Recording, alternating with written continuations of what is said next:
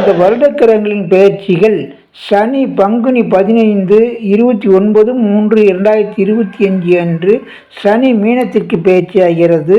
சித்திரை 31 14/5/2025 அன்று குரு மிதுனத்திற்கு பெயர்ச்சியாகிறது.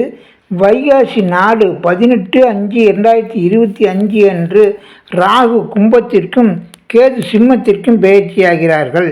இந்த பெயர்ச்சிகள் வருடக்கிரகங்களின் நிலை அமைப்பில் 12 ராசிகளுக்கும் என்ன பலன்கள் ஏற்படும் என்று பார்ப்போம்.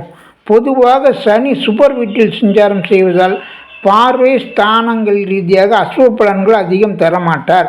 குருவும் பகை எதிர்த்தன்மை உள்ள வீடாக இருந்தாலும் சுபர் வீட்டில் சஞ்சாரம் செய்வதால் ஓரளவுக்கு நல்ல பலன்களை தான் தருவார். எனவே இந்த வித அமைப்பில் முதலில் மேஷம் ராசிக்கு பார்க்கும்போது மேஷம் ராசிக்கு குரு 3இல் அமர்ந்து 7, 9, 11ஆம் இடங்களை பார்க்கிறார். எனவே பார்வைகள் மூலம் ஒரு விசேஷ நல்ல பலன்களை மேஷத்திற்கு தரப்போகிறார்.